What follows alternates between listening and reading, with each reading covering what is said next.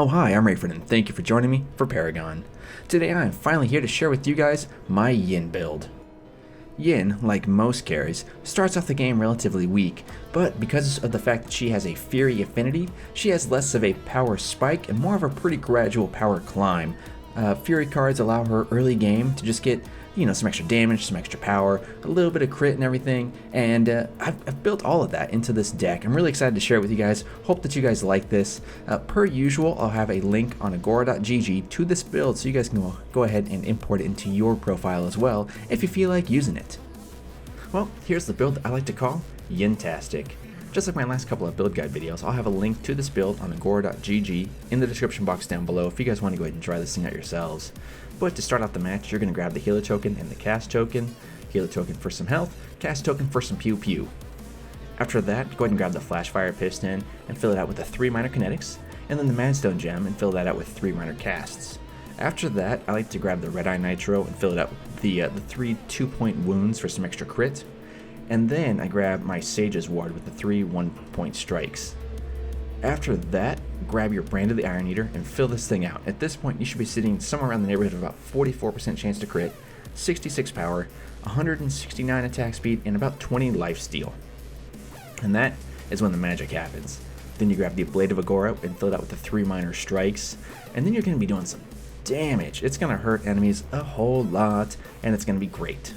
After that, go ahead and discard basically whatever like the 5-point cards are, or the red eye nitro. You want to actually try and keep this thing for as long as you can. I generally like to get rid of the flash fire piston and then replace it with the wind carver blade, and then go ahead and get rid of the Madstone gem and fill it out with one of these 2 impact hammers, and then finally get rid of this red eye nitro. So yeah, that's the build. We'll actually go ahead and dive into a video, and I'll go ahead and show off just how this thing all worked out for me.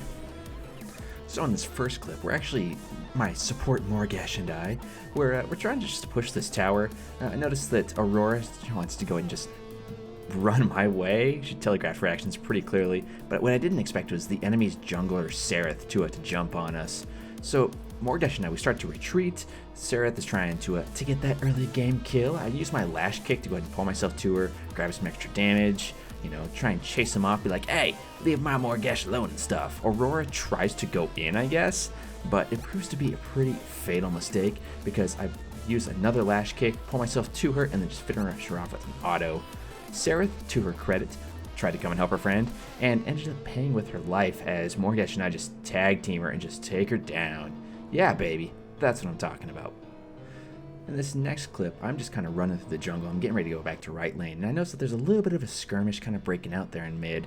As a carry, I try and pay attention to what's going on, and anytime there's any kind of fight, then I'm going to go ahead and just jump on in, balls to the wall, YOLO, until you respawn and stuff. Yeah, I figured why not? We're going to go and rotate over, hopefully pick up a double kill. Unfortunately, Sereth retreats, but Howie decides he's just going to go ahead and stick around. I use my ult to slow him down and make sure he can't get any autos off, and I just use my body to go ahead and block him and auto him down. Boom, 2 kills. In this next clip, Morgash and I are actually rotating over to mid. We've noticed that the enemy Belica is pushed way too far forward, and it seems like she doesn't have any wards, so we just go ahead and bring her down. She tries to stun me, but Howie bounces her back because he is a boss. And then Morgash just ults her for some sweet, sweet Belica death. So at this point, I actually am just over in safe lane. I see that Sereth is trying to go in on our howitzer. I decided I'm going to go ahead and rotate on over, try and provide some necessary carry support. Unfortunately, it looks like the enemy team is collapsing in on us. I go ahead and just auto this Belica down. She just stands no chance. Howitzer just jumps on me though and decides to ult. Same with Sereth. Fortunately, our Howie decides to come in and try and give me a hand because, well, I really don't feel like dying. Sadly though, he ends up biting the dust, and I hate to say it, but I follow shortly thereafter. Rip me.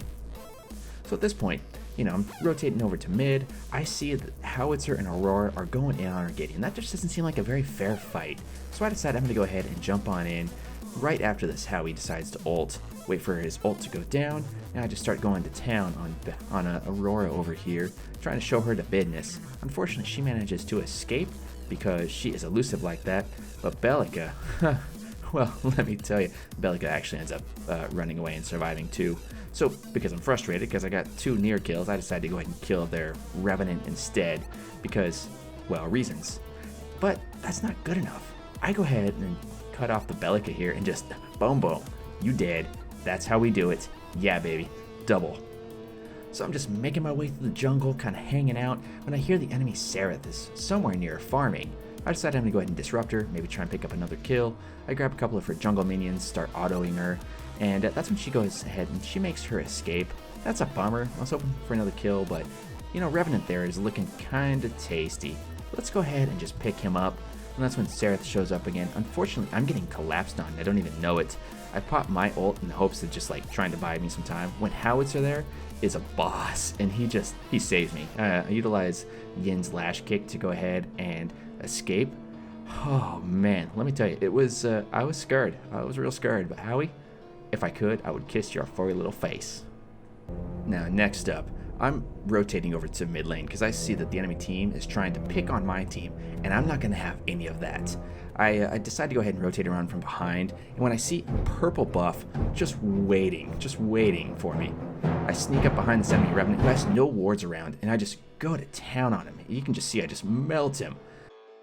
Greystone picks up the kill, so I instead kill Howitzer. Aurora tries to come over and provide some support and everything for her team, but it's just not going to be enough. We go ahead and just keep pushing. Bellica, you should have ran, girl, because now you're dead. Aurora pops her ult, thinking it's going to kill us. I instead just survive it, nuke her down, and I think, you know, why not? I've killed this many people. Let's go ahead and pick up I love hearing those words.